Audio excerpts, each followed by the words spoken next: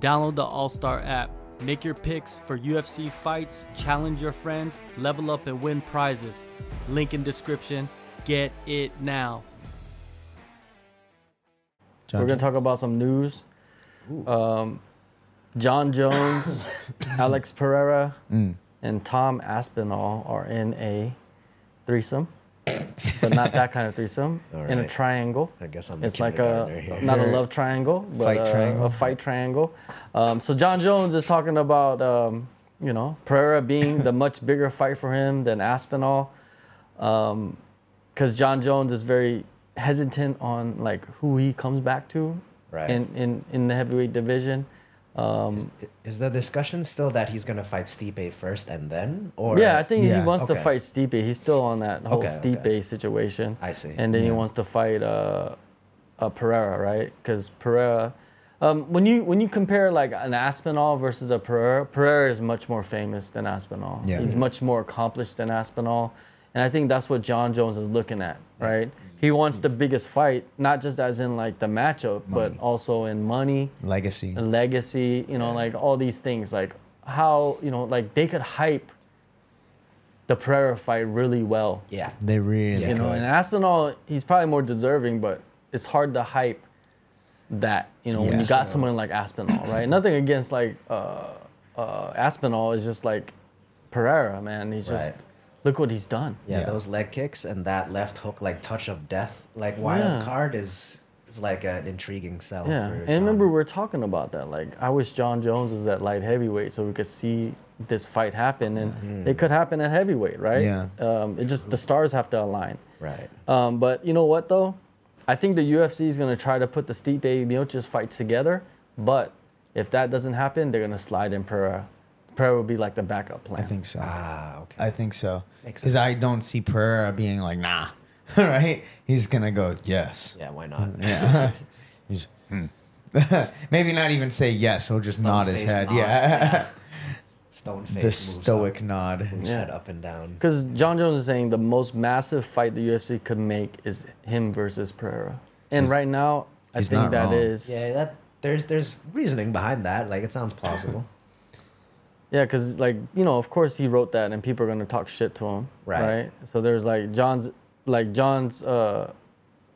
tweet. It says, if Alex P became champion of the heavyweight division, would you guys consider him the GOAT? Being back in the gym has got me thinking differently. That fight after Stipe may be the next biggest move I could possibly make. This killer has already defeated so many champions. And then someone responded, what the duck? Tom already won this fight even without throwing a punch. This Manchester lad is the real heavyweight champion. Oh, Tom Aspinall's from Manchester. And then there's another response. There's an interim champion. He has a name. And another response was, refuses to fight Tom but want to fight Pereira because of his lack of ground game. You're a funny guy. I mean, dude, I think it's the more, like, both fights are super dangerous, right? But yeah, matchup-wise, Pereira's a better matchup for him. Yeah. Right? Because he 100%. doesn't really go to the ground. Yeah. True. He's going to do what he did in his heavyweight debut and take him down. And, you know, Jon Jones is at that point in his career to where he's like, he doesn't have to fight. But he has a title, a world title. Yeah, he can kind of pick and choose a bit, which is interesting. Yeah. Exactly, right? So that's what makes it tricky. But I think he said that he has a fight already signed up. He's just waiting for Dana White to announce it. Oh, okay. So he must have something. But it must be Tom Aspinall. Or maybe it's Stipe. It might be Stipe. Yeah, it's probably Stipe. They're going to probably announce it like way ahead of time as well. Aspinall did the same thing. He said in an interview, I have something lined up, but I'm just waiting for the UFC to give the clear. But I doubt it's Jones.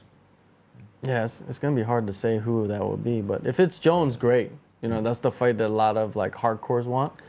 But if it's not, and he's fighting another heavyweight, great for him. You know what I mean? I think Aspinall, we need to allow Aspinall to create his own legacy. We need to allow him to like do his thing and stop trying to tie Jon Jones into it all the time. Oh, okay. right? Because it seems like now everybody's like Jon Jones, Jon Jones, Jon Jones. Like, when are you gonna fight Jon Jones? Jon Jones ducking you. Jon Jones doesn't want to fight you. Jon Jones doesn't think you're a big enough name. Jon Jones. So it's all Jon Jones, Jon Jones, Jon Jones, right? It's not like he's Tom Aspinall, separate person. Yeah. That's true, yeah, because the role he ends up taking is almost like you're kind of standing in the way of history a little bit. Yeah, like if you're like that role, and that's a tough thing to build a platform off of. 100%. You're like Macaulay Culkin's older brother in Home Alone.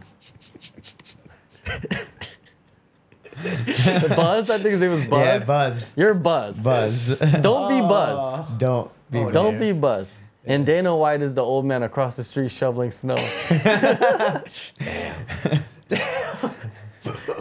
See the salt? Yeah. That's where he puts the bodies. Yeah. That's where he puts the fight contracts. Exactly, right? It's just, it's this whole heavyweight saga, right? Yeah, that's it just has made the heavyweight division into like, I don't know, just. And what about Cyril? Like, yeah, there's Cyril Gunner? Gahn. He's filming a movie. Oh. From, because fighters say this and this fighter says that. Like, oh, I was offered this fight, but they denied the fight. Yeah. Or I was offered this date, but this guy wasn't available. Like, they say all these things, but you don't know if it's the truth or not. And also, you don't know if the other side even knew about this whole situation. Oh, right. I think it has to go through so many hoops that exactly, sometimes because most of those guys have managers. Yeah. And those managers don't even tell them, like, what's going on. Right. Unless it's serious, right? Yeah. So, like, yeah, so all those things that fighter says this, fighter says that, you could believe it, and it's probably the truth on their end, but it's not the truth of like everybody involved in that situation. It's the telephone game way too much. Exactly, it is. But you use that to your advantage, though. I think that's the important thing. Yeah. Use it to your advantage, and Dustin. Yeah, even it's just like even if you have to fib, little white lies, it helps. Yeah. Because like what Kobe Covington has made it a career out of it. Yeah. Informational. Yeah, just making shit up. Yeah. Just making shit up. Misinformation. And they're going to print it.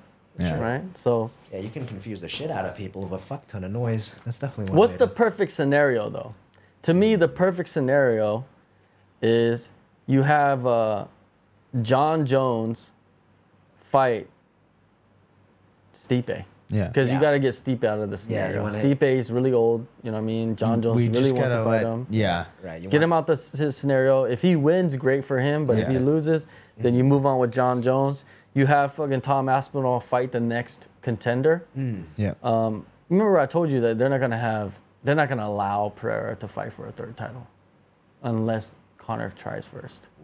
I'm telling you right now. I agree, actually. I'm telling you right now. They're not gonna allow that to happen. Right. Yeah. That's gonna be something after McGregor does it. That's why That's why he's saying after Stipe, because I think Stipe and Jon Jones is booked. Okay. I think That it's makes booked, sense. and they're gonna announce it soon, probably like September or July or something like that, right? August or one of those pay-per-views. God, you're playing chess. Yeah, so like, and then Pereira will come in eventually. I think he'll lose the light heavyweight title before he moves to heavyweight, though. But I think he goes to heavyweight.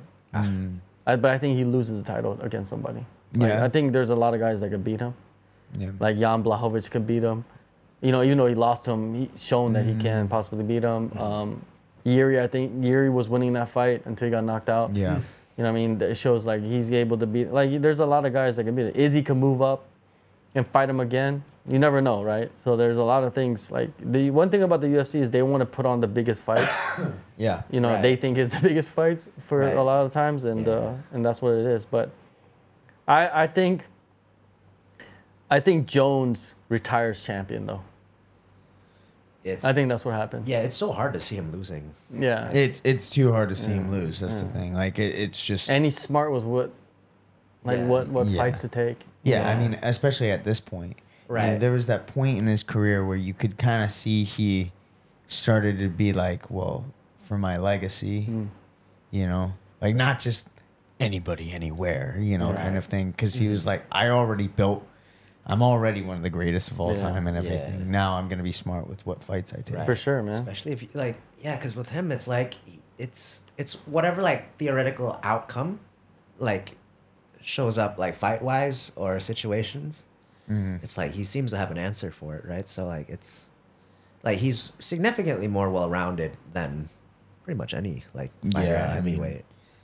Where it's like you'd have to but that's probably partly what makes the Pereira fight so interesting because like his striking and his like knockout potential gives it like some inkling of like a possibility that like, okay, this could get him, like, you know, circumstantially. If you played out the fight 10 times, maybe that thing connects once and then that goes for Pereira or something. I don't know how the odds would be. Someone put all the game attributes on Pereira and it's all striking. Yeah, it's like he dumped all his stats into striking, right? But Bones is like this, but high with right. He's got like 8.5s on like all the stats and stuff, and like Pereira's got like a 13 on like striking somehow, like, kind of thing. Yeah, out of 10.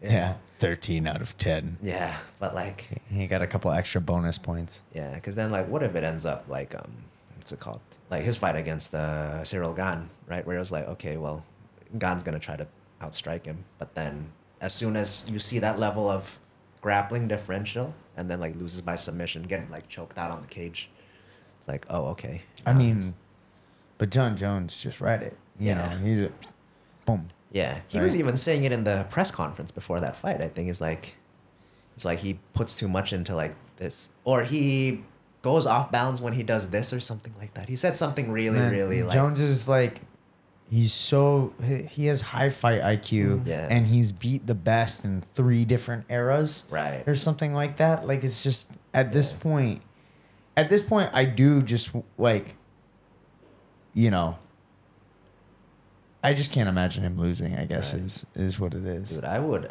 absolutely love to see how he puts together like a scouting report, because he's definitely looking for stuff like weeks, months ahead. Yeah. He's very cerebral in his approach. Yeah. People don't think so, but this dude was watching, ahead of the Cyril Gane fight, they were doing the embeddeds, right? He's a tape watcher. I really don't watch embeddeds that much, but for some reason I was watching those. And Jon Jones was watching tape the fight week. Cyril Gane's out playing soccer. Damn. Like Jon Jones is in the basement, like with his coaches watching film on. He's like, if you don't do your homework, how are you supposed to pass the test? It's like one of the wisest things he's ever said, right? Yeah. But yeah, true. But Jon Jones, great.